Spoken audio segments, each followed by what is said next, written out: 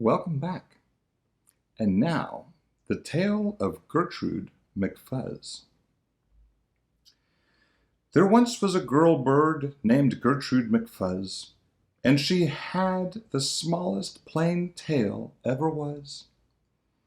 One droopy droop feather, that's all that she had. And oh, that one feather made Gertrude so sad. For there was another young bird that she knew, a fancy young birdie named Lallaliloo. And instead of one feather behind, she had two. Poor Gertrude. Whenever she happened to spy Miss Lallaliloo flying by in the sky, she got very jealous. She frowned and she pouted. Then one day she got awfully mad and she shouted, "This just isn't fair! I have one, she has two. I must have a tail just like Lallaliloo." So she flew to her uncle, a doctor named Drake, whose office was high in a tree by the lake. And she cried, "Uncle Doctor, oh please, do you know of some kind of a pill that will make my tail grow?" "Tut, tut," said the doctor, "such talk, how absurd! Your tail is just right for your kind of bird." Then Gertrude had tantrums. She raised such a din that finally her uncle, the doctor, gave in. And he told her just where she could find such a pill, on a pillberry vine on the top of the hill.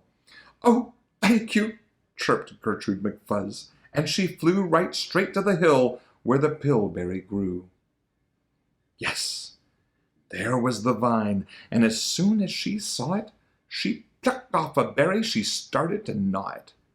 It tasted just awful, almost made her sick.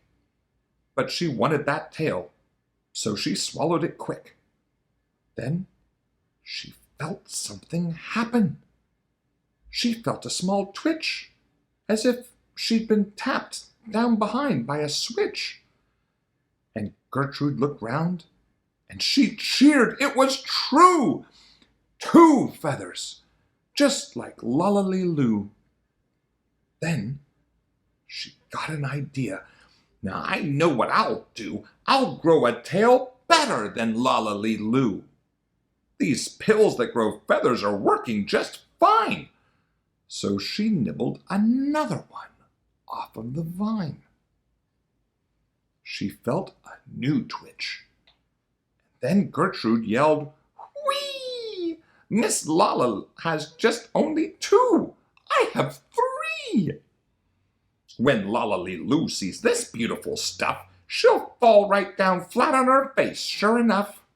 I'll show her who's pretty, I certainly will. Why, I'll make my tail even prettier still." She snatched at those berries that grew on that vine. She gobbled down 4, 5, 6, 7, 8, 9. And she didn't stop eating, young Gertrude McFuzz, till she'd eaten 3 dozen. That's all that there was. Then the feathers popped out with a zang, with a zing. They blossomed like flowers that bloom in the spring, all fit for a queen. What a sight to behold! They sparkled like diamonds and gumdrops and gold, like silk, like spaghetti, like satin, like lace. They burst out like rockets all over the place. They waved in the air and they swished in the breeze, and some were as long as the branches of trees. And still they kept growing. They popped and they popped until long about sundown, when finally they stopped. "And now," giggled Gertrude, "the next thing to do is to fly right straight home and show Lallaliloo. And when Lalla sees these, why, her face will get red, and she'll let out a scream and she'll fall right down dead." Then she spread out her wings to take off from the ground. But with all of those feathers, for she weighed 90 pounds. She yanked and she pulled and she let out a squawk, but that bird couldn't fly, couldn't run, couldn't walk. And all through that night, she was stuck on that hill, and Gertrude McFuzz might be stuck up there still if her good Uncle Drake hadn't heard the girl yelp.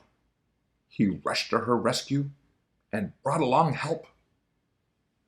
To lift Gertrude up almost broke all their beaks, and to fly her back home, it took almost 2 weeks. And then it took almost another week more to pull out those feathers.